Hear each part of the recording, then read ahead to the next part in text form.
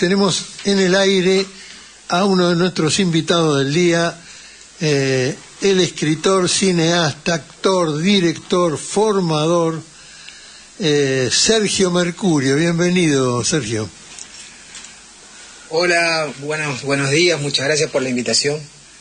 Te dicen el titiritero de Banfield. Me decían hace muchos años, llevé ese nombre, pero desde el 2019 lo dejé. Bueno, después hiciste 2 películas, escribiste 2 libros, estás haciendo una obra muy interesante en teatro. Construiste una marioneta, Juanito. Sí, la obra que se va a estrenar este martes en el Chacarerian de Palermo cuenta la historia de 2 viejos, y Juanito, el personaje al que te referís, es una marioneta de tamaño natural, es decir, tiene el mismo tamaño que una persona, tiene piernas, brazos, o sea, es como ver una persona. Bueno, y con esta persona yo hago un juego, ¿no? Yo creí que era un actor, tu marioneta, sí, así que mira qué verdadero que sos. Que me lo dijiste, y eso fue realmente una buena noticia, ¿no? Porque cuando el espectador se mete en el juego y lo ve de esa manera, creo que el trabajo mío está logrado. Después estás haciendo un arte muy hermoso, que es trabajar en pantalla con yerba para reflejar distintos dibujos que vas cambiando con la mano, ¿no? Sí, exactamente. De la misma manera que se hacía, algunos deben haber visto cómo se dibuja con arena, yo dibujo con yerba mate. Es más, vernáculo. Exactamente. Pues tiene que ver un poco más con nosotros, y en la cosa que tiene que ver con la historia que cuento, tiene que ver, creo, con la amistad en nuestro país, ¿verdad? Creo que siempre una amistad está teñida de mates. Está muy bien. ¿Yerba de ayer secándose al sol o la de hoy? Así empieza la historia, con la yerba de ayer que se secó y que el personaje jugando descubrió que aparte de tomar mate podía dibujar, ¿no? Claro. Me encantó la obra. Sería un arte muy caro, ¿no? Si no, sería un arte carísimo. Me encantó la obra, me encantó también el dibujo que hiciste, que dejaste finalmente. Y también me llamó mucho la atención una declaración pública que hiciste cuando saludaste al público, que era, y que tiene que ver con Juanito, con el muñeco, con la marioneta, que es tu interés de la vejez, de los viejos, que además en la obra hay una gran aproximación, pero es un tema que nadie toca, digamos. Y a mí me parece sumamente interesante preguntarte qué es lo que ves vos que te atrae tanto de estar con los viejos, de la vejez en sí misma. Bien, a mí me gusta decir, para ver el origen de esto, es que yo fui beneficiado por 4 abuelos, tener 4 abuelos presentes. Y que creo que eso, me parece que eso debe ser difícil que vuelva a suceder, ¿verdad? Uh-huh. Porque yo tenía abuelos que habían elegido ser abuelos, es decir, dedicaban su tiempo a estar conmigo. A mí me gusta pensar, o creo que yo pienso, que un niño que no pasa frío ni pasa hambre, lo que necesita en su infancia solamente es ser visto. Y me parece que esa capacidad es una capacidad increíble que puede tener el abuelo. O sea, el abuelo que ve a su nieto, que ve la infancia, el que ha sido beneficiado como yo de esa manera, el estar en mi mundo y de repente levantar la cabeza y ver que está mi abuela en la puerta, eso es un registro de que uno está existiendo muy fuerte. Entonces para mí, esta obra y esa temática, homenajeo a las personas que han resistido en la vida, porque no creo que el tema de llegar a cierta edad sea un problema de buena salud, una cosa genética, sino es una constante decisión de continuar vivo, una constante decisión de que esto va a cambiar y yo elijo seguir estando aquí. Entonces para mí esta cosa me parece extraordinaria. Y que aun cuando uno desde otros momentos, como siendo joven, o se enoja, o no entiende, a mí es lo que más me sorprende, las distintas maneras en las que uno puede llegar a ser viejo, y que todas responden a una historia, y que aparte creo que la vejez no es un lugar estancado. Es decir, uno siendo viejo puede renovarse, ser otro viejo, después otro viejo, después otro viejo. Es decir, la vida continúa en la vejez también. Hay un médico español que ha hecho algunas conferencias interesantes y que dice que el ser humano está preparado por el cálculo de la multiplicación de sus células a vivir 120 años. Yo dudé de la certeza, pero después empecé a rebobinar que mi papá había fallecido a los 96 años, que nunca estuvo enfermo además, y siempre fue muy trabajador, pero estuvo 36 años después de la jubilación sin trabajar, o sea que tuvo una vida más bien pasiva después del trabajo. Y mi mamá, que estuvo siempre enferma, mucho tiempo en cama, vivió hasta los 100 años y 7 meses. O sea que te vamos a tener que aguantar un montón de tiempo. No, digo que entonces era probable lo que dijo el tipo, que la lógica del ser humano es llegar a los 120 años. Lo que vos le encontrás al abuelo que decide ser abuelo es una nueva actividad, porque en realidad muchos abuelos creen que la actividad ya le pasó, ¿no? Que lo que están es durando hasta que llegue el telegrama, digamos. Pero sí. aún una nueva vida que además nutre a los nietos, nutre a los hijos, aunque los hijos y los padres cuando son grandes suelen tener más conflicto que con los nietos. Es una, y lo que vos hablás de la sobrevida, de la decisión, me parece una observación muy valiosa. Y un poco la obra va por esos caminos, sobre todo un camino que me parece que a mí me gustaba poner, que era el tema de la amistad en la vejez, ¿no? Ajá. O sea, la amistad cuando ya uno no es tan fuerte, cuando uno no tiene tantos recursos.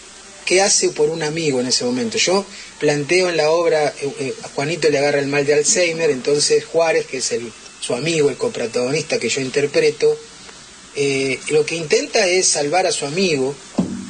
Creo que el tema de salvar a un amigo en la vejez tiene otra connotación, en el sentido de que está muy claro, me parece, que si un viejo tiene que acompañar a un amigo en ese proceso, él sabe no solo que va a salvar o intentar salvar a su amigo, sino que está tratando de salvarse él mismo. Ajá. Porque en el último momento de la vida, ¿no?, el que guarda los recuerdos de uno es el amigo, ¿no? El que fue contemporáneo, independientemente obviamente de la familia, si la tuviera, si está cercana. Pero a mí me gustaba esa situación. Son solo viejos que están ahí tratando de uno salvar al otro y así salvarse. Pasaba mucho en los bares de barrio, ¿no? Y en los bares y en el comedor o el bar del club, digamos, del barrio, ¿no? Exactamente. Bueno, cuando vos me decís eso para mí era natural de chico, ¿viste? Frecuentar, ir a buscar a mi abuelo al boliche, quedarme ahí viendo esas conversaciones.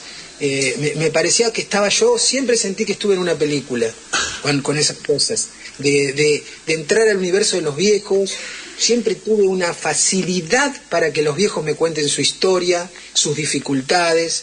Entonces, bueno, en un momento cuando yo creé esta obra, la estrené en el 2013, cuando yo creé esta historia era una cosa un poco lejana. Hoy yo soy un viejo haciendo una obra de un viejo. No tanto.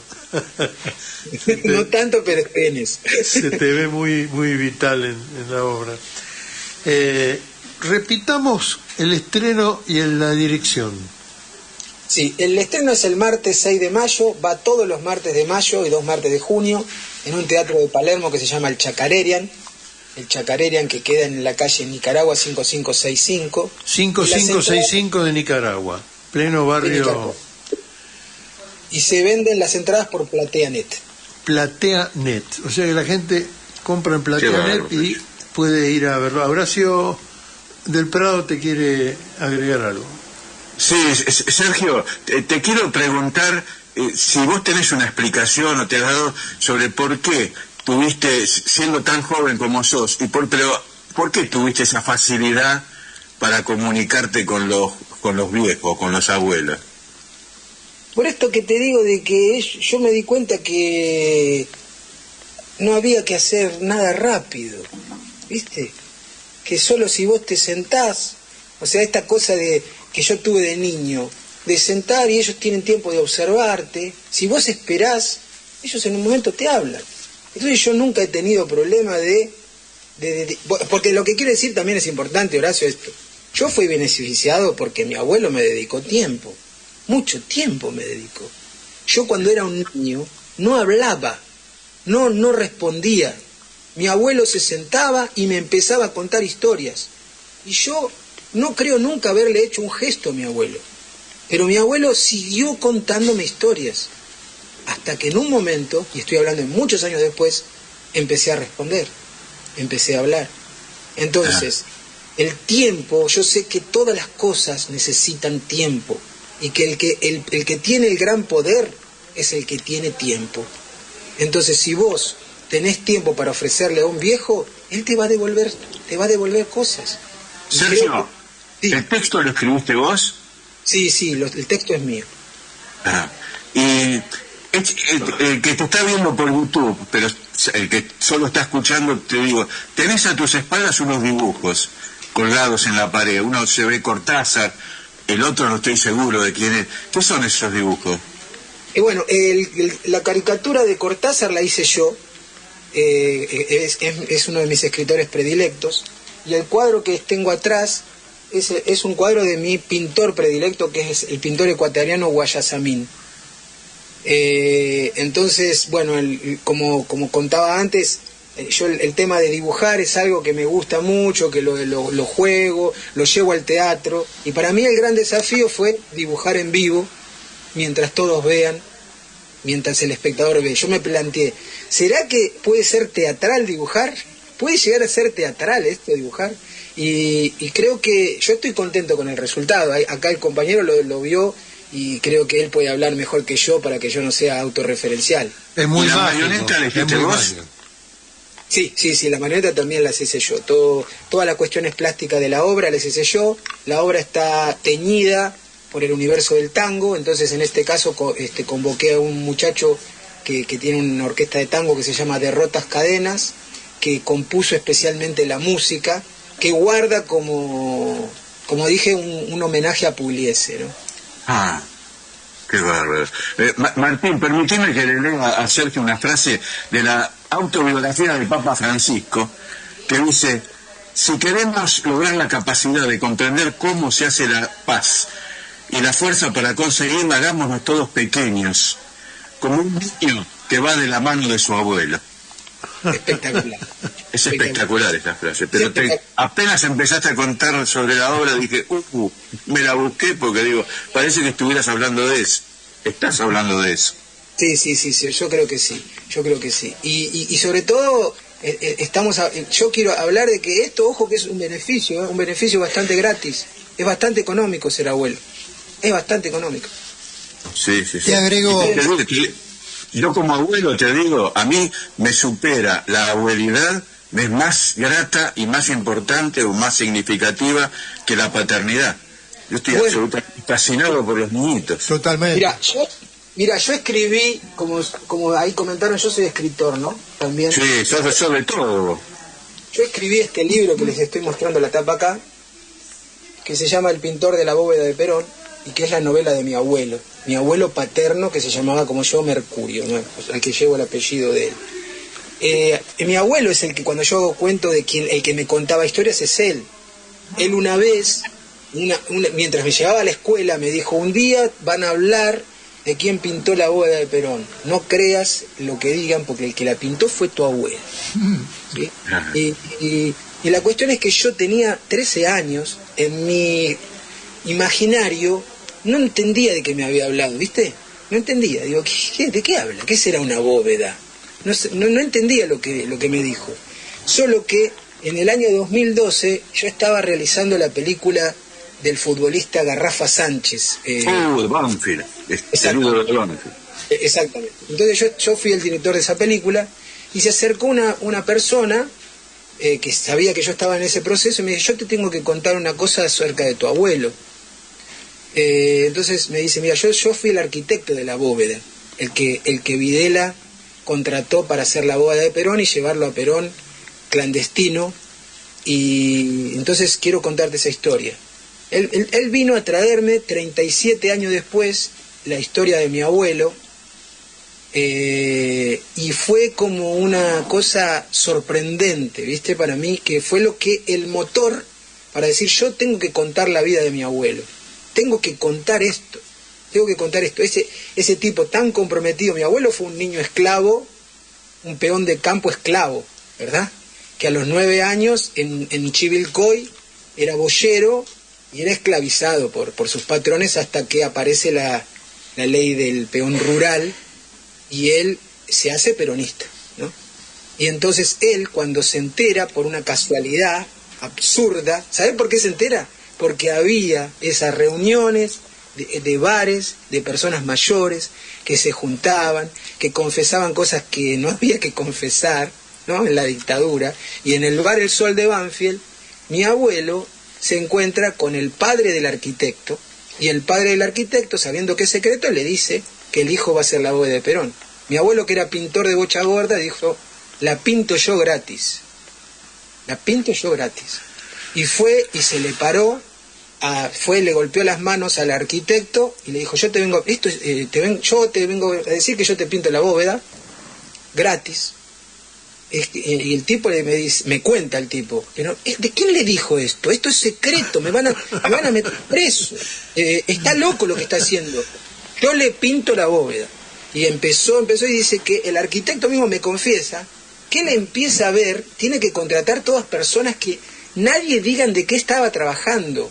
La construcción de la bóveda tardó un mes. ¿Dónde era eso, Sergio? Pues esta historia la verdad que me sorprende, no la conocía, que Videla había mandado a construir una bóveda. Sí, o sea, hizo un... ¿Dónde era? En la Recoleta. En Chacarita, en el cementerio de Chacarita. Entonces, ¿qué pasa? Ellos tienen que hacer el subsuelo. El mismo lugar donde después violan el ataúd y le cortan las manos. Exactamente. Eso lo manda a hacer Videla. Exactamente. Y esta historia entonces es, por eso mismo, él me cuenta que cuando le cortan las manos, es una historia muy, para mí, sorprendente, ¿no? Porque mi abuelo trabaja durante un mes en secreto. Él logra, el arquitecto termina decidiendo, el arquitecto era de acá de Banfield, yo soy de Banfield, mi abuelo de Banfield, somos de esta la zona sur. Y la cuestión es que el arquitecto trata de ver quién es un buen pintor y termina cayendo en mi abuelo. Entonces, bueno, mi abuelo va y pinta y hace su homenaje a Perón ahí, ¿no? Y la cuestión es que cuando viene el tema de el corte de las manos, van a buscar al arquitecto y buscan el listado de las personas que trabajaron, porque, viste, los milicos lo que querían era encontrar un laburante que había sido el que cortó las manos, obviamente, ¿no? Un perejil para... Entonces busca... Sí, con Alfonsín, gobierno de Alfonsín. Exactamente. Y la cuestión es que lo que hacen es empiezan a buscar quién puede haber sido, y el arquitecto me dice, yo esperaba, porque mi abuelo en Banfield estaba diciendo en la calle y en el bar ese que todavía hablaba, fueron los milicos, estos milicos de mierda fueron los que le cortaron las manos y ahora van a buscar o sea, estaba boqueando y no había manera de pararlo a mi abuelo. Entonces el arquitecto lo que pedía es que por favor no aparezca el apellido de él, porque sabía que lo iban a agarrar a él. Entonces los milicos, los de la CIDE, que llegan al arquitecto, que le piden el registro, van pasando por las letras y mi abuelo no estaba. Y ahí el arquitecto se da cuenta que mi abuelo no está, porque mi abuelo no le quiso cobrar. Fue así, él cumplió su palabra, lo iba a hacer gratis, y lo hizo gratis. Y según él, lo hizo muy bien al trabajo. Y ese fue el orgullo de mi abuelo, que mantuvo en secreto, que en mi familia solo lo sabía yo, sin saber que lo sabía, ¿verdad? Porque era un niño, y que cuando el arquitecto me cuenta la historia a mí, yo se la comunico a mi familia, y ahí entendí que tenía que contar la vida de mi abuelo. Tenía que contarla y voy a los lugares donde él nació y acompaño su trayectoria y termino haciendo este libro. Yo creo que tenemos que empezar la campaña Sergio Mercurio, presidente del PAMI, porque nunca vi un tipo con tanta devoción hacia la tercera edad. Lo superó a todos los políticos que lo he escuchado hablar sobre los viejos, sobre la ancianidad y qué sé yo, pero como Sergio, la devoción que tiene por sus abuelos, tendría que ser el presidente del PAMI ya. Buen Juan Domingo. Gracias, Sergio, por todo. Buen Juan Domingo, compañeros, qué excelente nota este autor, me encanta lo que dice de los abuelos, pocas veces se escuchan estos argumentos, qué lindo, díganle gracias, pregúntenle por el Papa que decía sabias palabras sobre los viejos, hermoso lo que dice, me emociona, Mónica con K de Tigre. Abuela, seguramente. Muchas gracias, muy amables. No, yo lo digo, no, obviamente, porque lo siento, ¿verdad? Es una cosa que es un registro que tengo y aparte es mi expectativa, ¿no? Mi expectativa en la vida es ser abuelo. No, además es que el hecho de ser abuelo es muy lindo. Yo por lo menos, aprendo mucho de mis nietos. Aprendo de cómo es el mundo por mis nietos, porque ellos me cuentan cómo es la vida de los jóvenes, cómo es la escuela, cómo es la calle, cómo es todo.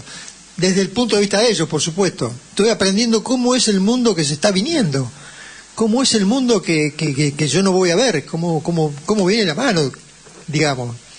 Es muy lindo escuchar a los chicos, es fascinante. Sí, y hay una cosa bárbara, Plaza, que dice ahí Sergio, que es que, lo digo en mis palabras, que hay que saber ser nieto también, y hay que haber sido nieto, claro, para saber de qué se está hablando, ¿no?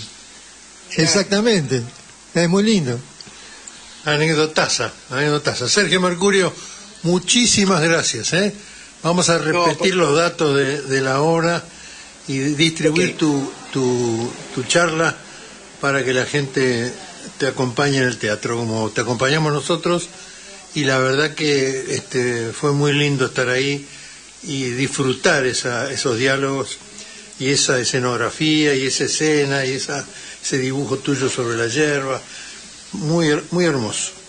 Muchas gracias. Bueno, entonces los espero, el estreno es el martes 6 de mayo, el próximo martes, en el Teatro Chacarerian de Palermo, Nicaragua 5565, es a las 20 horas, va todos los martes de mayo y 2 martes de junio, el 3 y el 10. Son estas 6 presentaciones, son mis primeras presentaciones en Buenos Aires. Hace 32 años que soy profesional del teatro, he trabajado en más de 30 países, pero nunca había trabajado en Buenos Aires. Esta es mi último país, por así decirlo. La capital del teatro. Sí. Muchas gracias. Muchas gracias a ustedes.